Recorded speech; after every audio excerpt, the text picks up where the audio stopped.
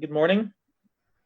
So I'm going to be reading from a passage from Numbers, um, chapter 33, verses 50 to 53. So I don't know if you want to, I'll give you a bit of time to turn to that if you want. It says, "And the Lord spoke to Moses in the plains of Moab by the Jordan at Jericho, saying, Speak to the people of Israel and say to them, when you pass over the Jordan into the land of Canaan, then you shall drive out all the inhabitants of the land from before you, and destroy all their figured stones, and destroy all their metal images, and demolish all their high places. And you shall take possession of the land, and settle in it. For I have given the land to you to possess it." So I guess the main point I'll be touching on is that last part.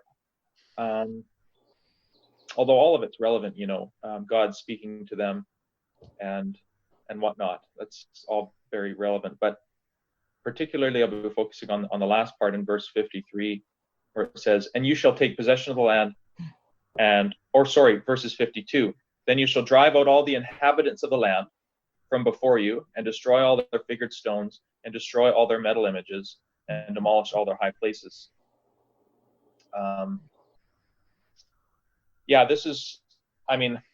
There was a lot of pagan practices, and there was a lot of people in the land who were not following God. And they were actually far from following God. And when God called the Israelites to take the land and to remove all these things, and just because he wants us to be set apart as holy, and not to mix with all of these people practicing pagan rituals and all this stuff.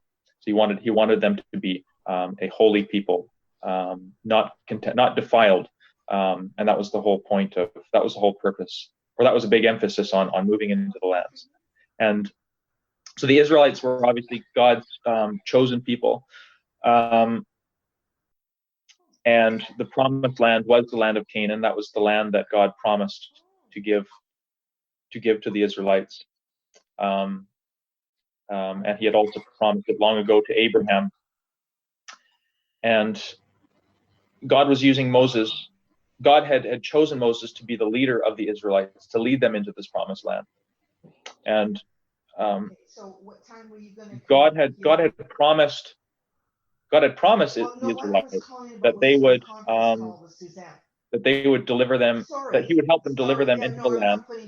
And when are you coming over here to walk the... He would facilitate that and be with them in every step of that, including the removing of the inhabitants and all these sinful practices. Now, this is not an easy task, of course. This was going to be very difficult. I mean, I know none of us have ever been in a battle before, in a war situation, a theater of war, but it's a very daunting thing, and it's difficult, and it requires deliberate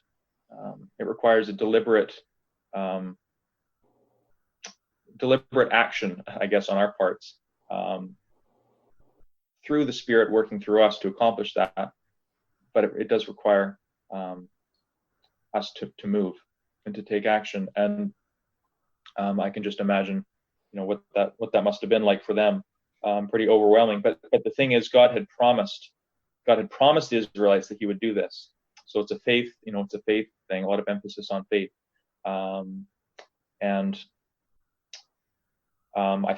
If we were to read further on, we would see that the Israelites would enter the promised land, but they would inevitably, or you would eventually see that they did not drive out all the inhabitants out of the land, and they removed some of them, but not all of them, and some of them stayed for good. And this was a huge thorn in their side later on.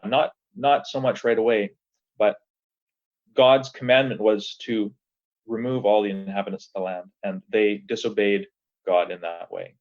And eventually it kind of, it bit them later on, if we were to read further on. But and so this idea of, or this commandment from God to, or this picture of God asking the Israelites, or commanding the Israelites to drive out the inhabitants in the promised land, is similar to our needing to drive out the sin in our life. It's very similar. It's a similar call. And of course, like I say, God wants us to be a holy people, not like the world, not like the culture around us, but to be set apart as holy. And in that way, it's similar. But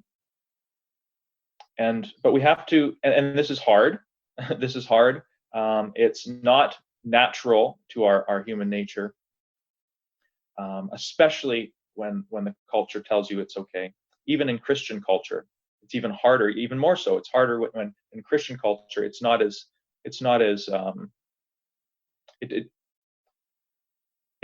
they make it seem as though it's not as important to get rid of certain sins, because I mean that's what makes a I'm talking about culturally acceptable sins here, and that's what makes a culturally acceptable sin dangerous, is that it's not looked as serious as other sins, so we tend to commit them more without really thinking, and that's the danger of it. But we have to remember that God loves us, and He wants the best for us always, but He wants us to be faithful too. He wants us to be faithful. He wants us to obey Him, and God makes promises in His Word, and He asks us to follow those.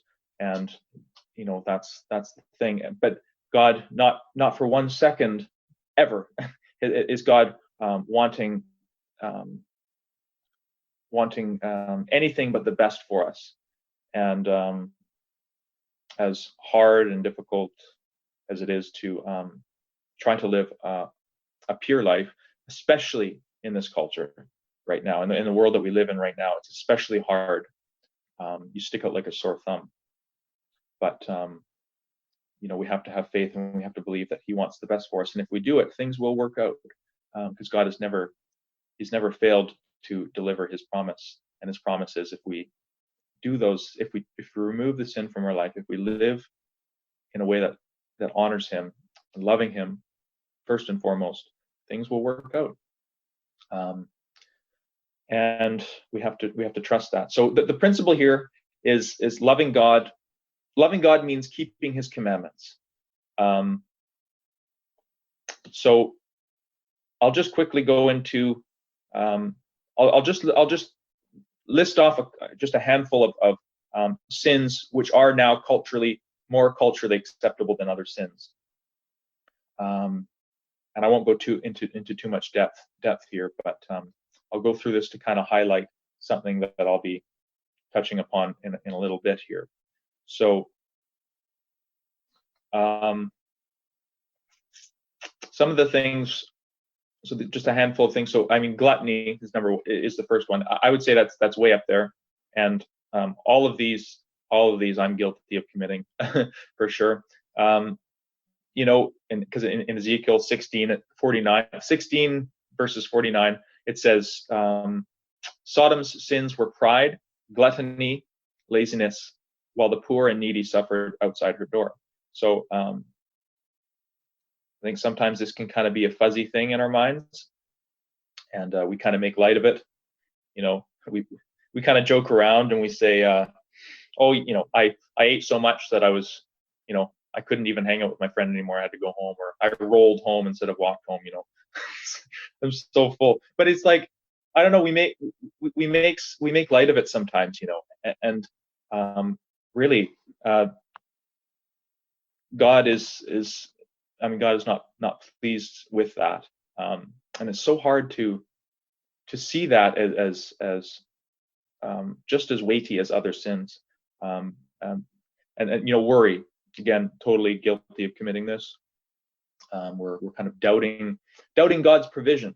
We're failing to really look at what He's done in the past and find, tangible hope and comfort in that. Instead, we worry about our situation. We worry about, our finances and our careers and our relationships, and so easy to do, and not to say that, that's, we all fall short in that, and sometimes you worry and you can't not worry. You just can't seem to rid yourself of it. But this is just another thing that we have to be mindful of, and just trying to better understand who God really is, and have that confidence slowly grow. But yeah, again, kind of acceptable, right? A lot of the time, discontentment, just, your circumstances being oh, I think my internet just died. Oh no, we're good.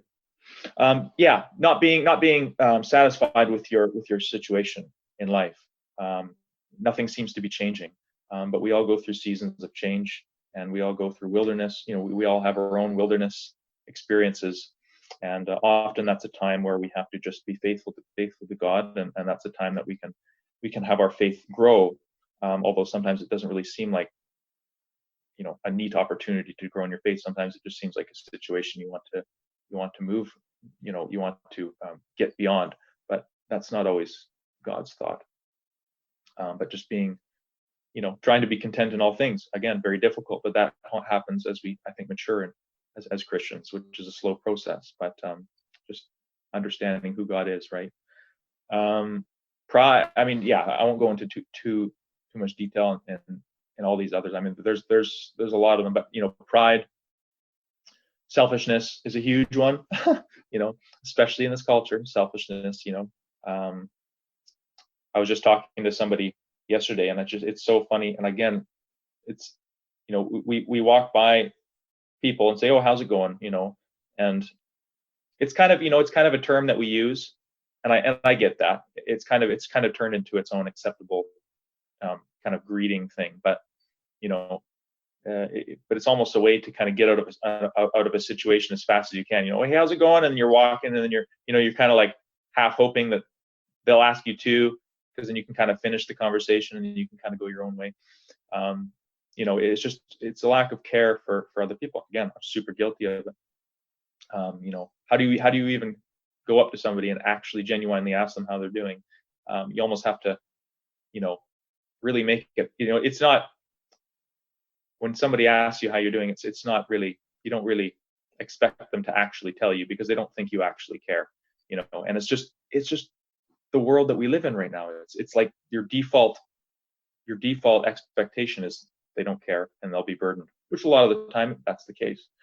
Lack of self-control, huge one. Self-control is like, almost becoming a, like this obscure notion, to a lot of the, younger folk, especially.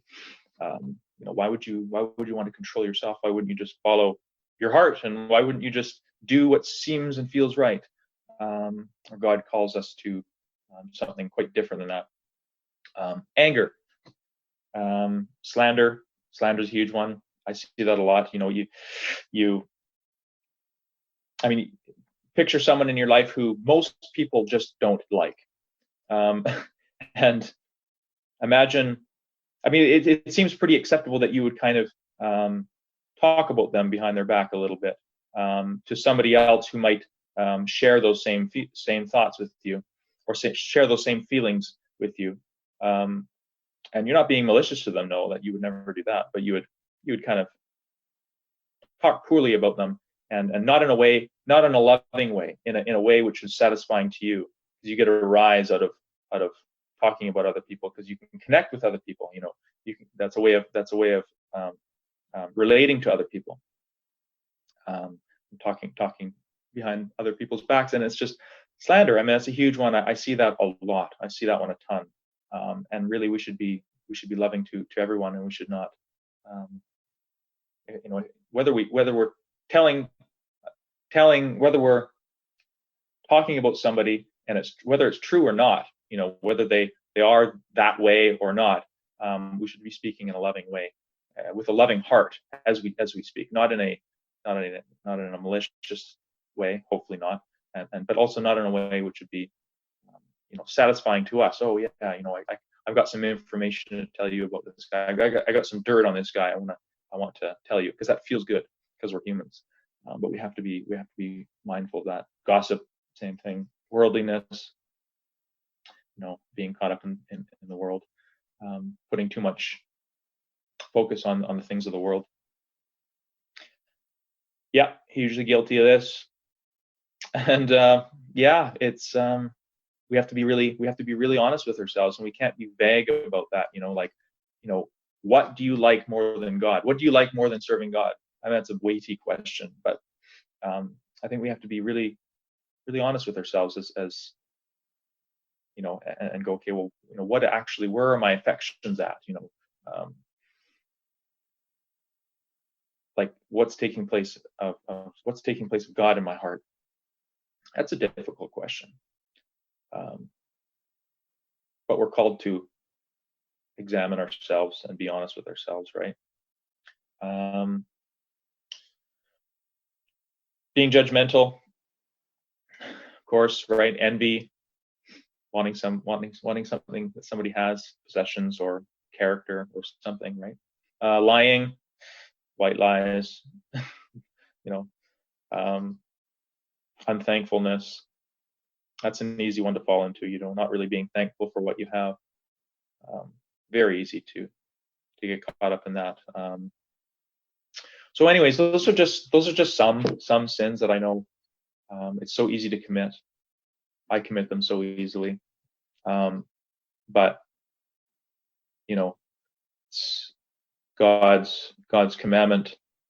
We should be obeying God, and these are the things that God wants us to put off. He wants us to put on our new nature. If we are in fact saved and we have Christ in us, we should be striving to put on our new nature, which is something that we do consciously. We're always the flesh is always battling against our fleshly nature. Sinful nature is always battling against the spirit in us, and we don't just passively go about living life hoping that sin will be removed because we have Christ in us. It's a thing that we have to be mindful of, and sometimes it just requires that kind of reminder, being more mindful of it. So anyways, the question is, why should we remove these sins from our life? Why should we strive to do that? It's definitely not to get what we want out of life, to have maybe a successful family, or to have a good career where you make lots of money, or to just to get something out of life. And we also shouldn't be doing it as a way of checking the box. Okay, I've done this, and this today. I've done well today. I feel good about my performance as a Christian today. I refrained from these sins. I was disciplined in that. And I feel good about that.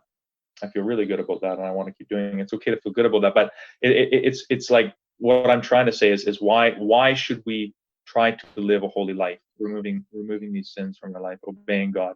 Why should we obey God?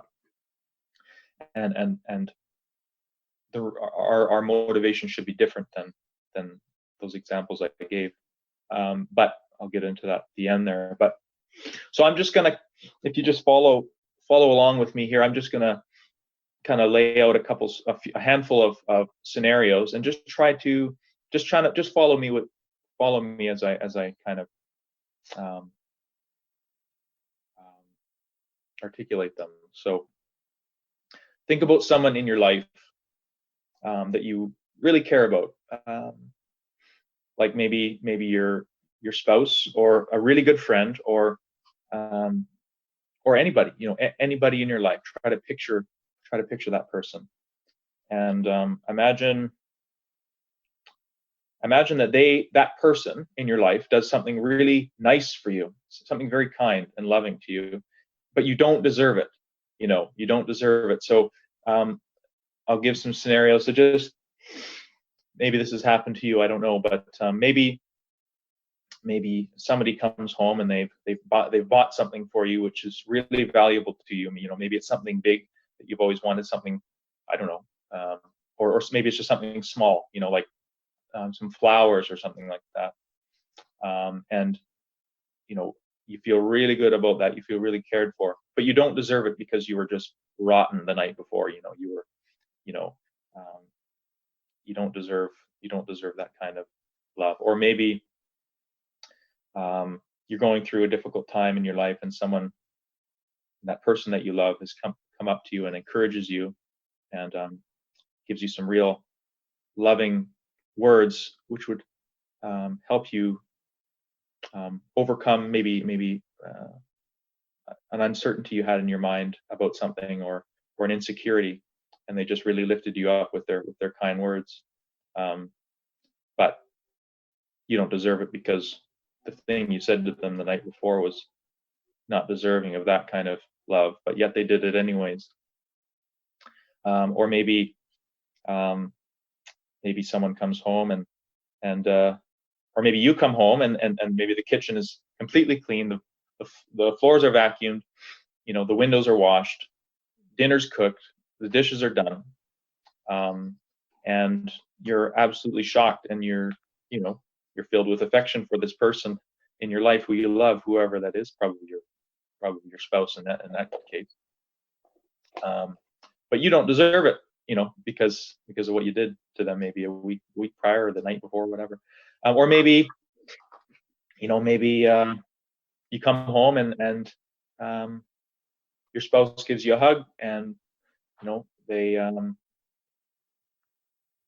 say, hey, do you want to just hang out for a while, and we'll go and just spend some time with each other, and maybe they hold you on the couch for a while, and you're just kind of hanging out and you're feeling their love, but you don't deserve it, because of what you've done to them maybe.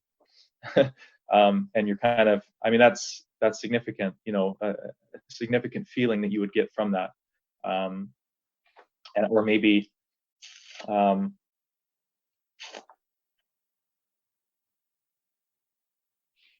yeah, I'm just going to think of another one, but I'm just trying to lay out some scenarios that you may have encountered in your life. But either way, that kind of love feels really good to receive, and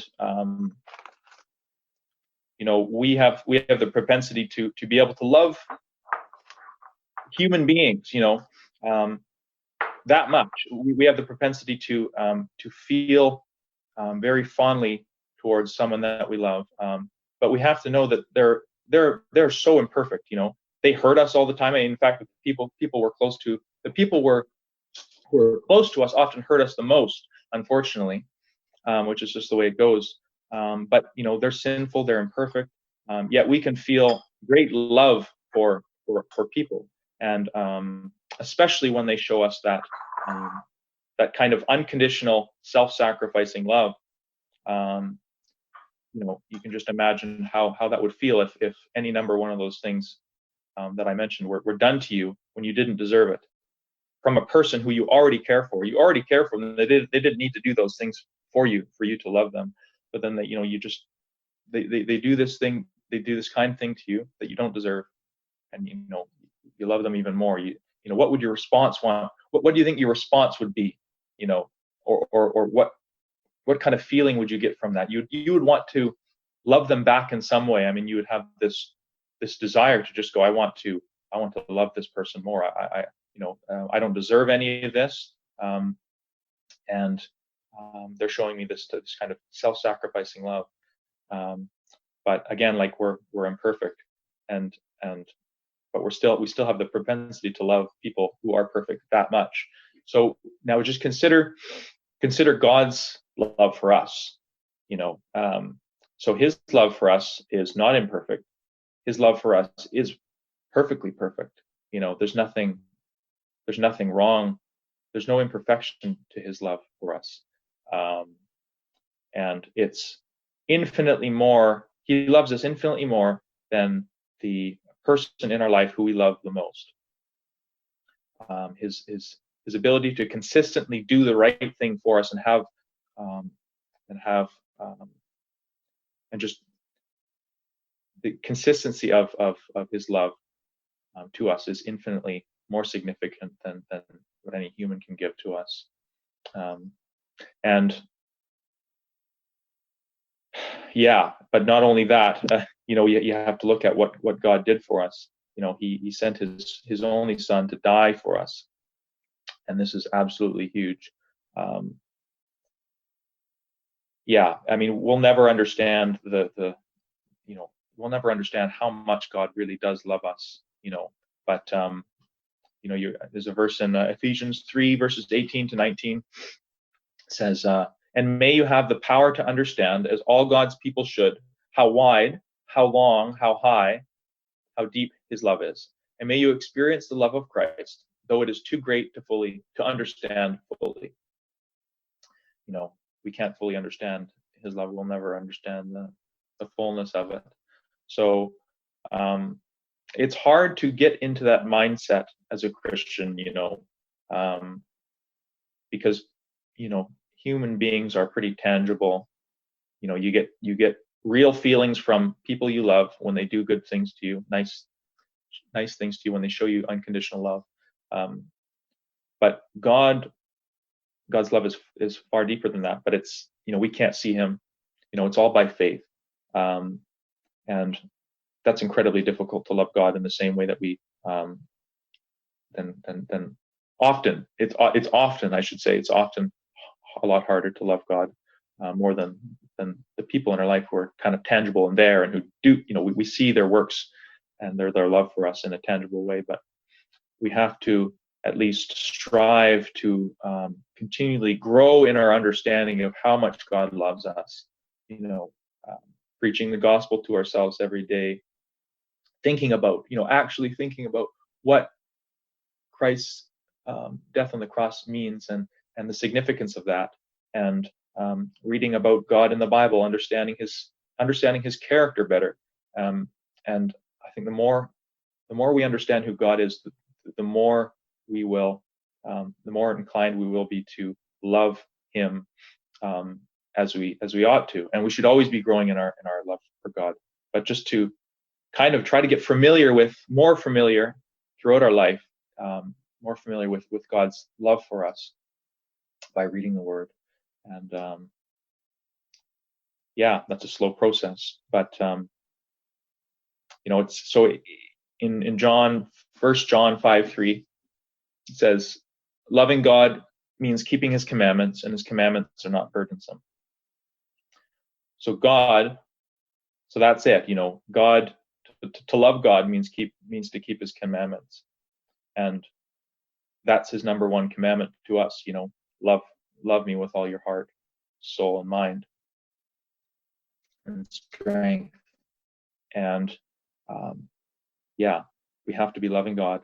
That's what he wants us to do first and foremost. And part of that is obeying his commandments, and part of that is removing the sin from our life. But we don't remove sin from our life because it's a check in the box, or because good things will happen to us, or we'll get what we want.